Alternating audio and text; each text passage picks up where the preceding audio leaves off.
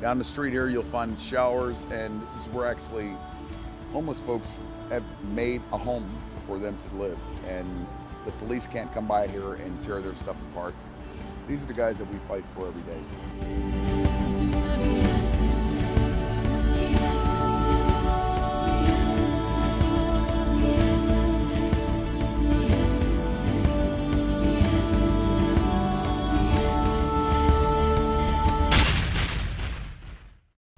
Hello, my name is Jonathan Crawley, and we're here out at Tent City. I'm with my buddies Hack, Jake, and our friends from Tent City. And what it is, we come out and we get food, and we come out here and bring it to Tent City so that the homeless community will have something to eat. I'm here with my buddy Hack, and Hack, I have a few questions for you. Okay. Now, is Hack your real name, or is it just something, people call you? Hack is a name that they actually gave me, the homeless folks gave me in this community. I was out in the park probably about 2 years ago, right? Yeah. And I was hacky-sacking out there, and they see me hacky-sacking out there, and they say, well, what's your name? And then so on and so forth. Long story short, they gave me the name Hack, and now that's what I'm called, Hack. Okay. Now, how long have you been doing this? I've been doing this for approximately 2 years. Approximately 2 years I've been out here trying to feed homeless folks and giving inspiration and words of encouragement and trying to teach people where they can find showers and where they can go to find food and so on and so forth. So I've been doing this for about 2 years. Okay. What is your background story? What led up to where we are today? That's what I want to know. It's a long story. I had a beautiful Italian woman that lived in Wichita, Kansas with me, and she became unbearable, so I came to Nashville, Tennessee. And after about a month, I only had about a month's money. After being here for about a month, I became homeless and started working on the streets and helping people out. And as a direct result of that, me helping people out, I've been blessed. And now I have a job, and now I have a business, and now I have a ministry. And that's what happened.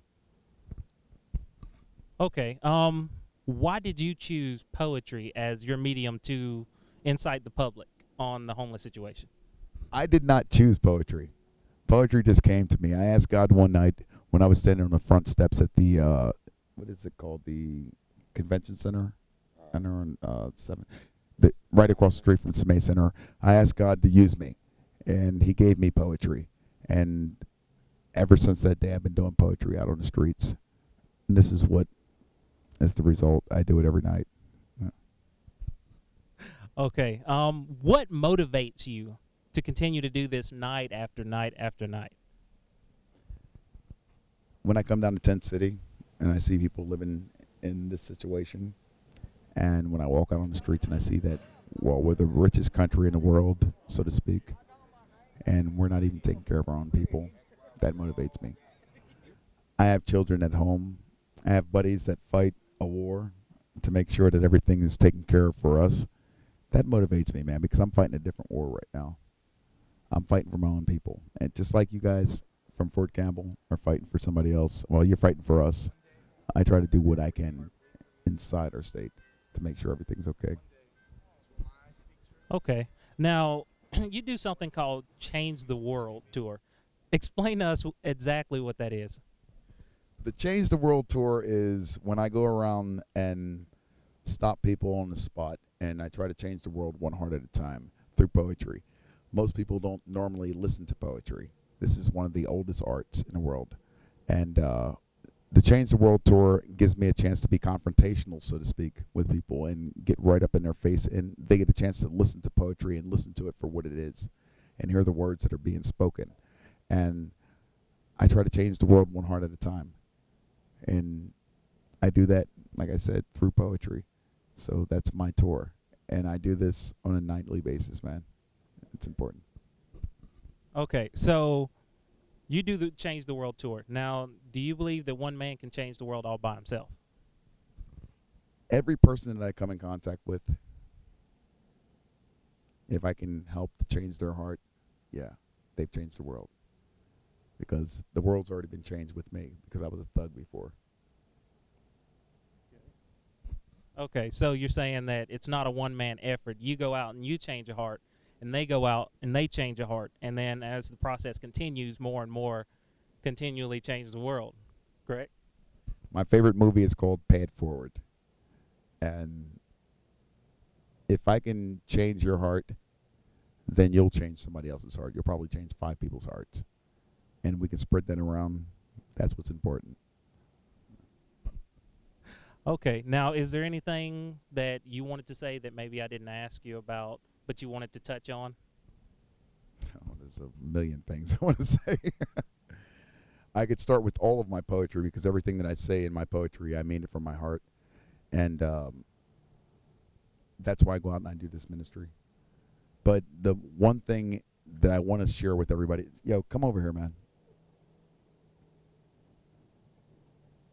is that there are a lot of people out here that are disenfranchised as a direct result of their unfortunate circumstances. And I was that same person. And today I'm trying to do a little bit something different. And everybody else needs to try that little extra effort. We spend $55 billion a year on missiles and all that crap. Well, probably more than that. But we don't spend a penny on the folks that are sleeping on their own rivers. And that's why I come out here and I do this.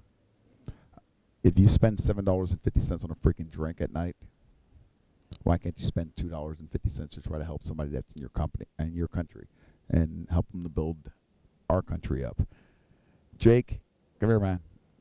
He's a fellow poet, and he needs to be recognized because I love everything that he does, man. He comes out here every night from Fort Campbell, or should I say Fort Campbell? I shouldn't say that. Okay. I'll say it anyway. He comes down here every night. He drives 100 miles to do this because he's not only fighting this war, he's fighting another war. He's fighting the war of homelessness as well in our own country. It doesn't make sense for him to go out there and fight in Guatemala if things are stupid in our own country. So this is the kind of stuff that gives me inspiration. I get inspiration from Vegas, from Jake, from this gentleman right here wearing the Jimi Hendrix shirt, and people just like you who are willing to listen. Thank you so much for your time, and thank you.